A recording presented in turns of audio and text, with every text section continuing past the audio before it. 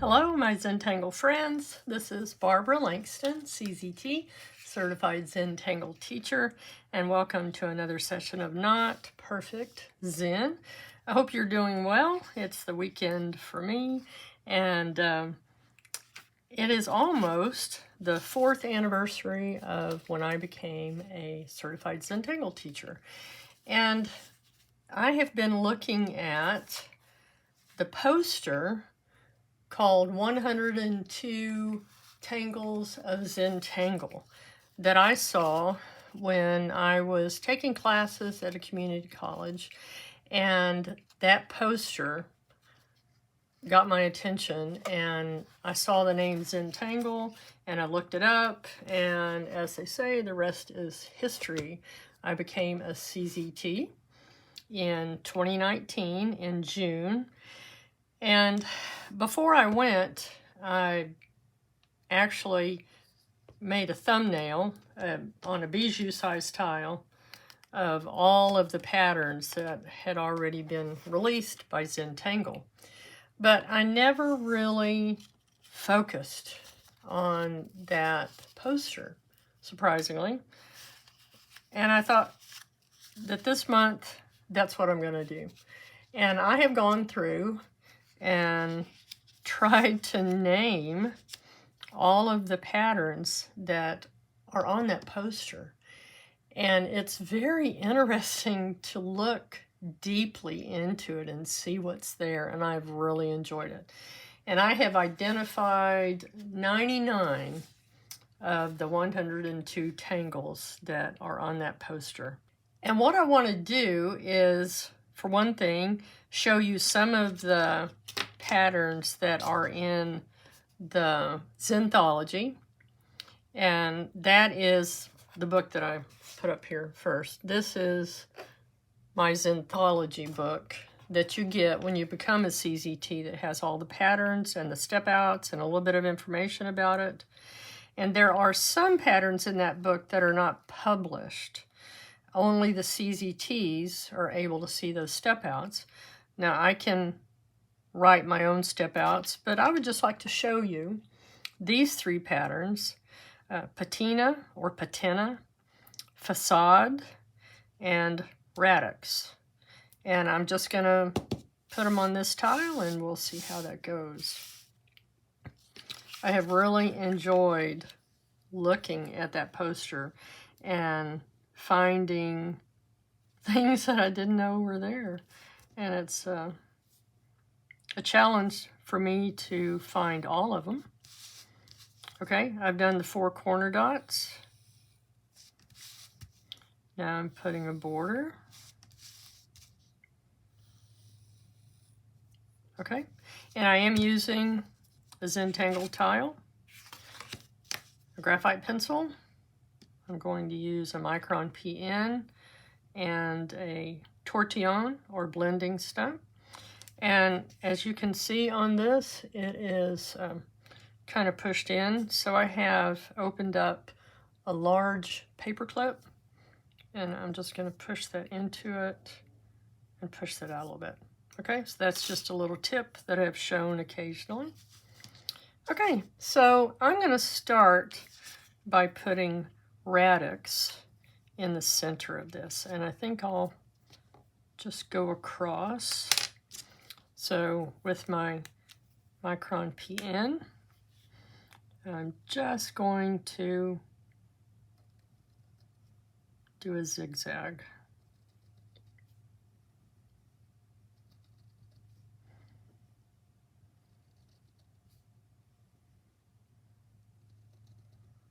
Okay, so once you get your zigzag down, you're just going to do the same thing again right next to it.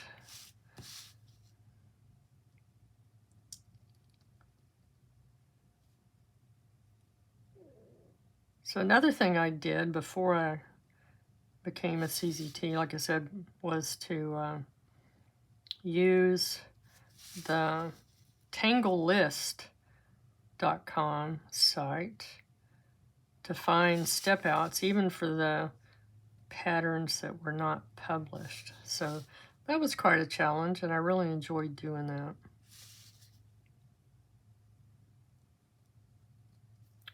Okay, and now we're just going to do the same thing a little bit away from that. I think I'm going to start just so I can get it the way I want it. Start here, and then I'll pull this one down. I'm just going to kind of mirror what's already there, trying to kind of line up those points, but not looking for perfect. Just going to take that one all the way up, and then I'm going to do the same thing.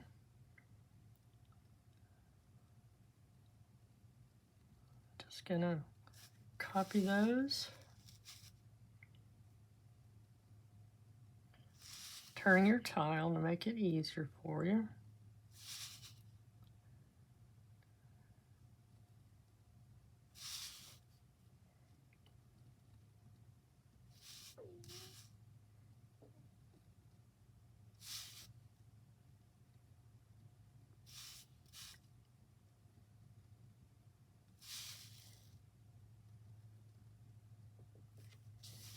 Okay.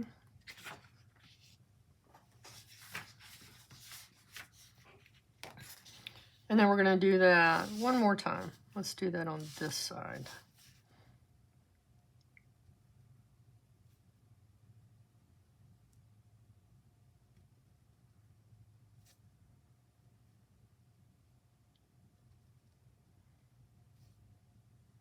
And this is one of those patterns that looks best after you get the shading on there, which we will do eventually. Okay.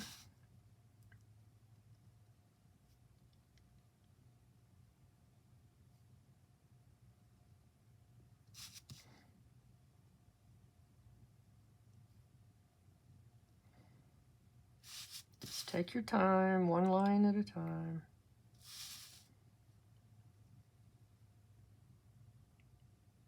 Okay, so the next thing you do is put the dots in between.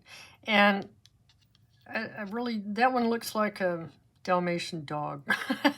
But the actual one in the Zentangle step outs is just one line of dots. So let's just do that. I'm going to put one in the middle here. And then just go down. Spacing doesn't matter. Doesn't matter if you get them all the same size or not.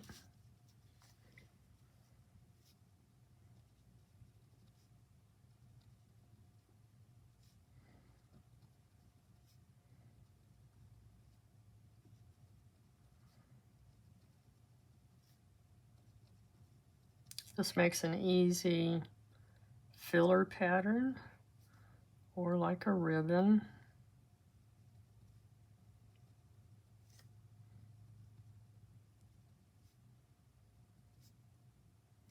Okay, so here's our border, so I'm just going to stop there.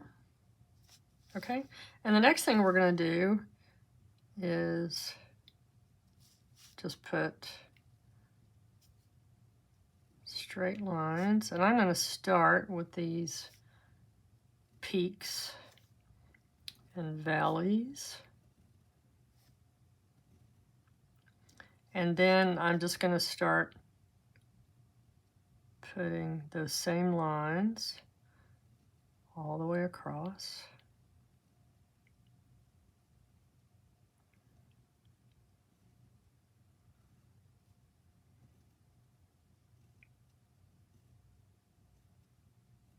Okay, I'm going to turn it because I like to keep my pen on this side as I'm doing an aura like that so that I can see the previous line. If you're left-handed, you might want to come in the other direction. I'm not worrying about how far apart I have these. If you feel like one is too far apart, you could just put another little line in there.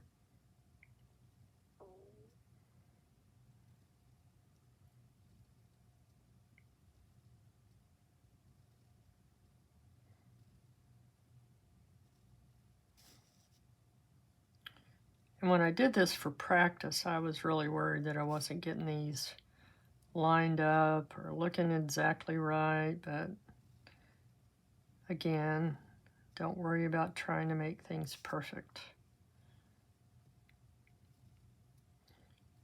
I know I call my channel Not Perfect Zen, and I do that as a constant reminder to myself that I should not worry about making things look perfect.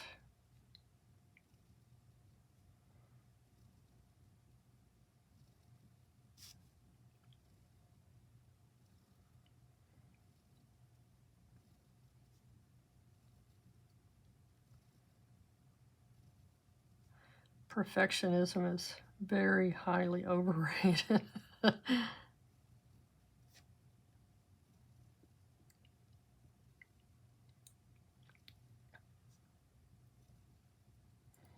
Oops, see, that one was kind of weird.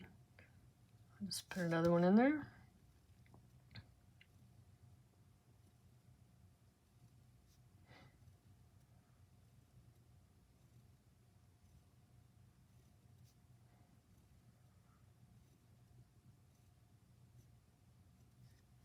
Okay. And like I said, when we put the shading on there, this one's going to look a whole lot better. Go back and make your circles better if you want to. But I'm not going to worry about it. Okay, so let's do patina now. And for that one, I'm going to go ahead and put my border on here. Just the straight line. Okay, and then I'm going to do a grid. So just a square grid.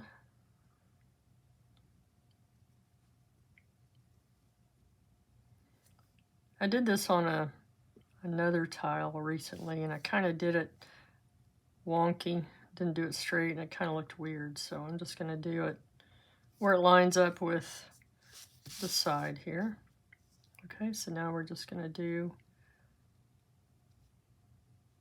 our other line in the other direction. Trying to make squares. If it doesn't work out, it's okay. All right. Now the next thing we do is we're going to put diagonal lines in both directions of these squares. And when you're doing that, go from corner to corner. Because if I tried to do just a straight line, I'm not going to hit each of those corners. So if you just go corner to corner, and this one would probably go straight down. Okay, so this corner. Here, and then this one.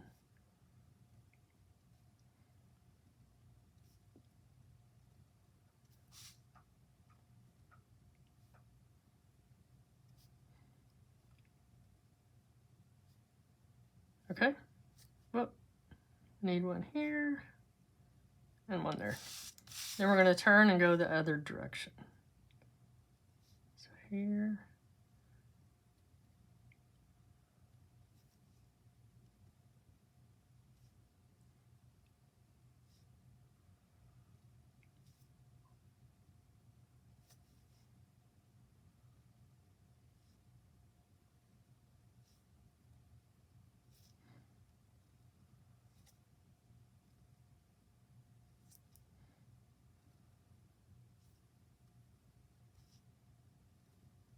Okay, until you have the diagonals in all your boxes.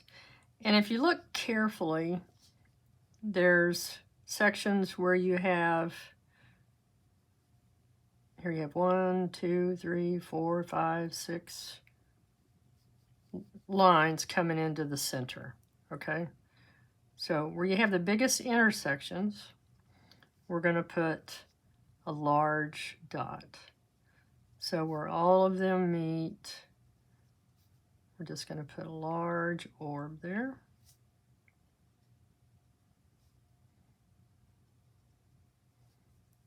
Okay, I really can't see any others right now. The rest of them are just these little X's. So in the middle of the X's, you just put a small dot. Hopefully that makes sense.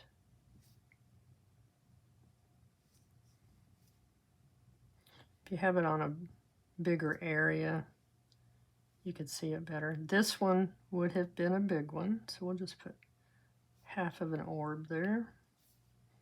This would have been a big one.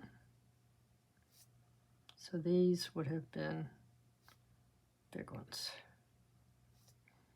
Okay, hopefully that makes sense. In the center, it should be going that way. In the center where all these meet, you have big ones. Where there's just the X in the center, we have the little dots.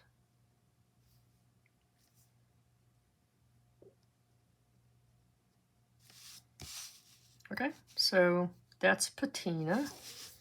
I'm going to go ahead this side and make these large.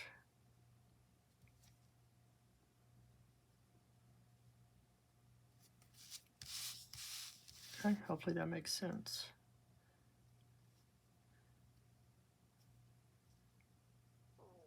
Okay. All right, so there's patina. And then this one is facade, which has kind of a, actually a little, kind of a comma at the end of at the bottom of the C for it to be facade. And we're gonna do like hollabaugh. And let's go ahead and do that in a square grid also. And let's just start by coming off of that one.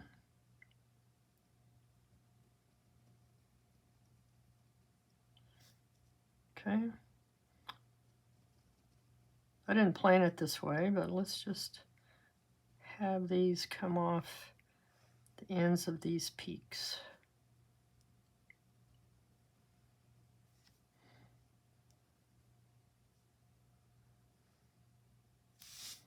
Okay.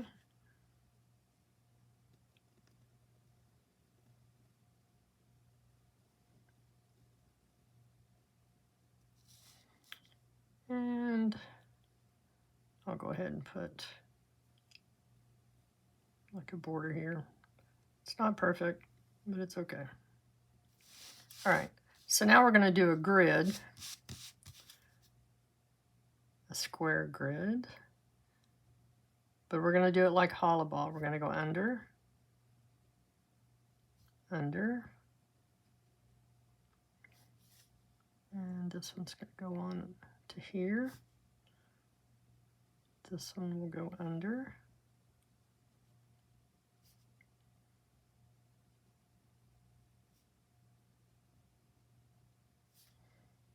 And then drop down, do the same thing.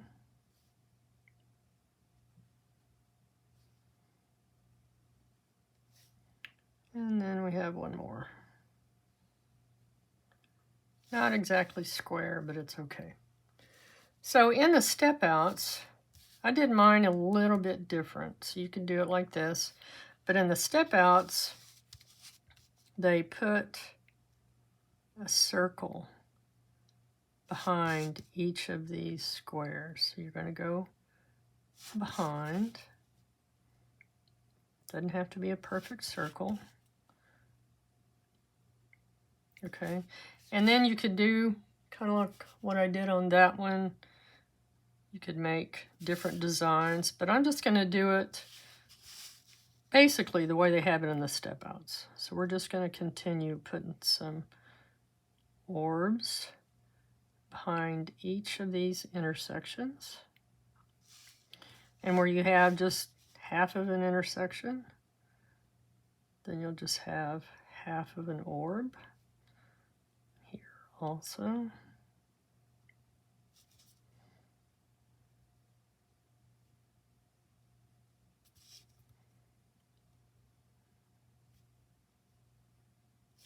And I think I've seen it done this way, where they do different sizes.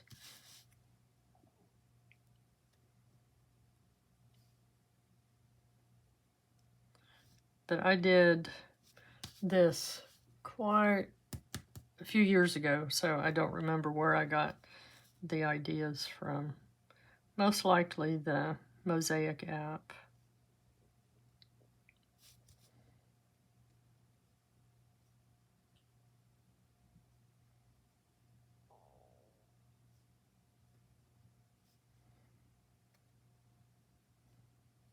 I really love looking at what others have done in the Mosaic app. It's always inspiring. I often feel like I'm not that creative, but I do get a lot of inspiration from what other people have done.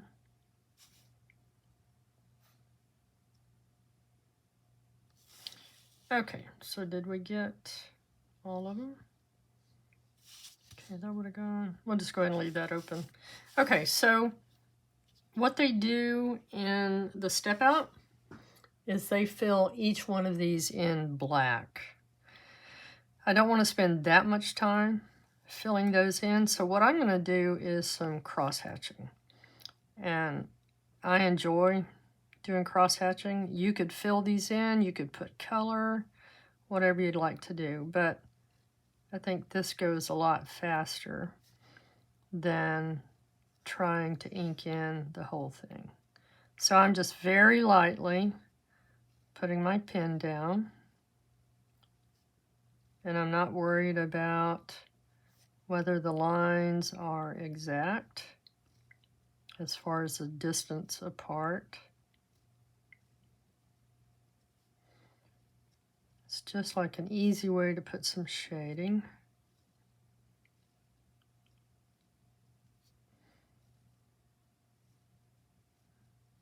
I really enjoy doing cross hatching. So let's just come back the other direction.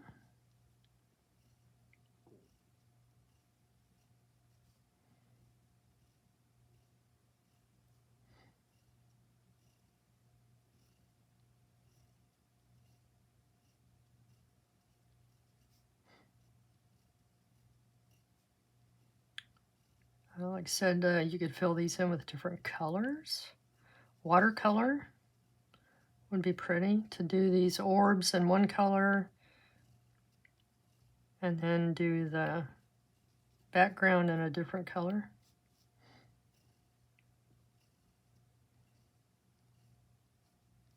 But like I said, one of the nice things about doing it this way is that it won't take so long to finish this tile.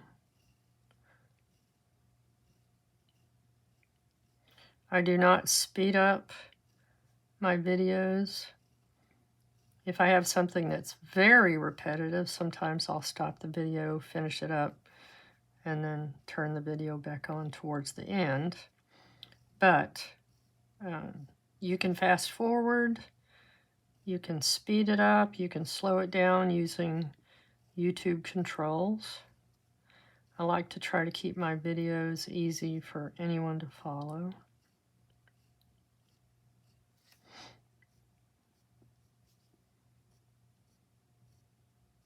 So as you see, I'm doing all these that are going in the same direction. Then I'm going to turn and do the other direction.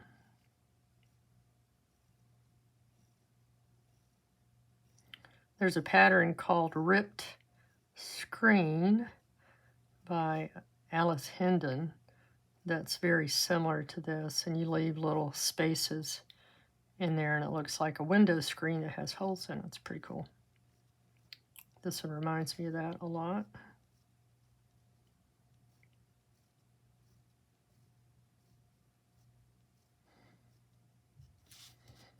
So summer has come to the Houston area. It is hot. I am very grateful to have air conditioning.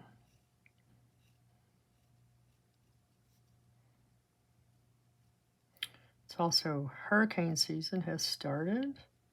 We don't usually get much in June, but with the way the weather is nowadays, you just never know.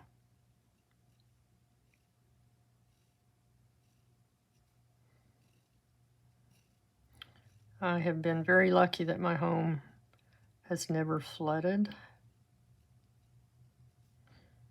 Okay, awesome. So there we have it. Now let's add some shading. Okay, I'm going to start with the Raddox in the center and going to just add some shade, good amount of graphite on each side of this, and it'll make it look like this is on top. Kind of push these other patterns to the back.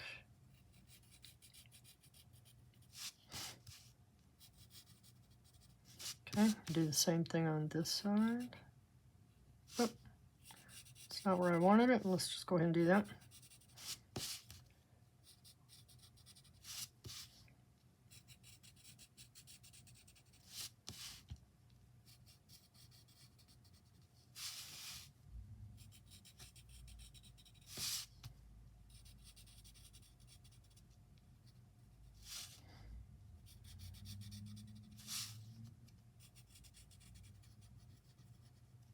Okay, and before I fill that in, I'm sorry, before I soften it, I'm going to go ahead and put some shading on just one side of each of these. So I'm picking this side.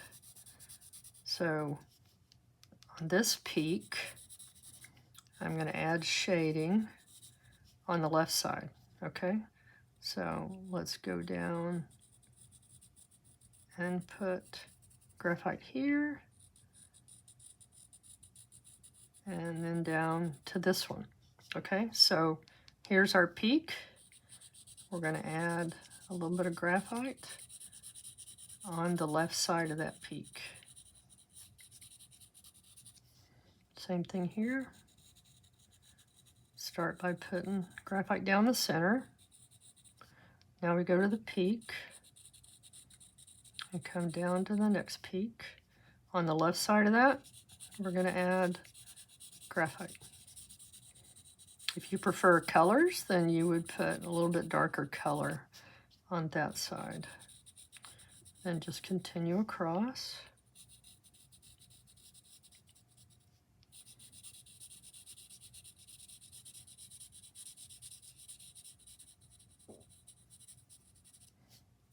Okay, one more.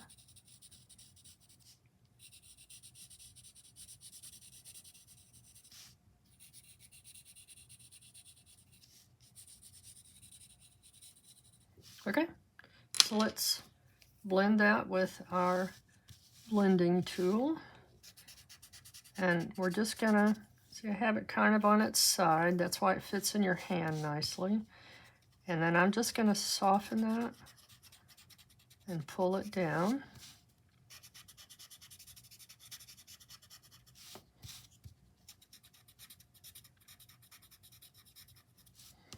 Just a little bit so you don't have any kind of a harsh edge.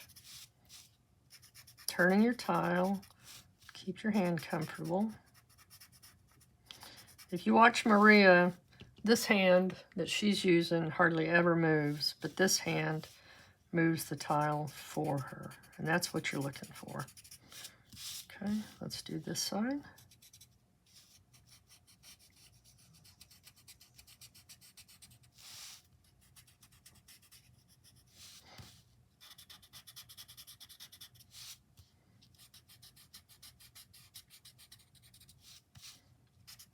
We're just pulling it down, softening it, and making sure we don't have a harsh edge.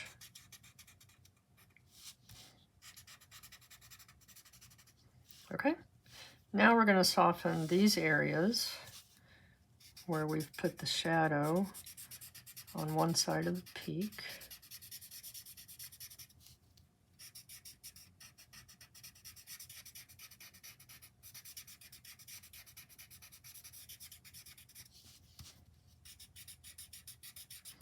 And then it becomes really obvious that you have hills and valleys.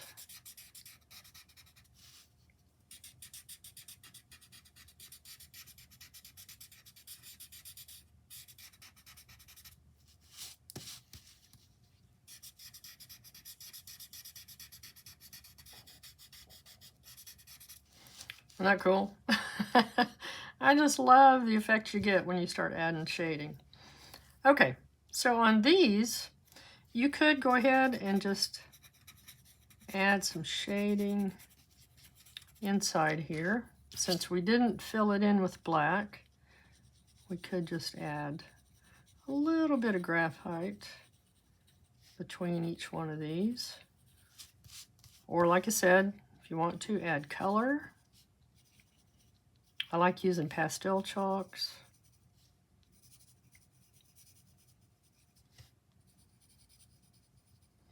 Mostly I enjoy black ink on a white tile, because that's what I did the most when I first started doing Zentangle, and that's just the most relaxing for me.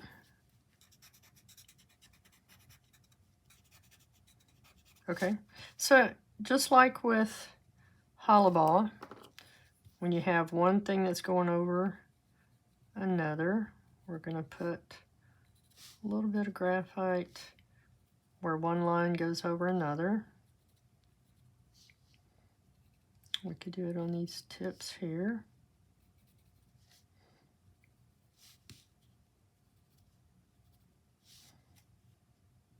Okay, and then soften those.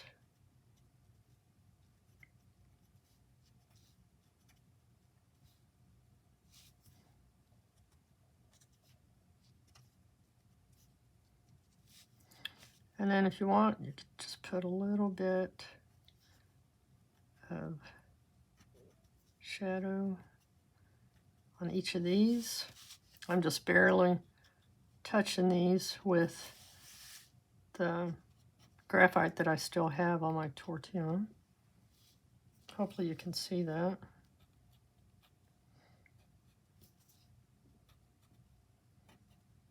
Almost makes it look like there are little balls behind here.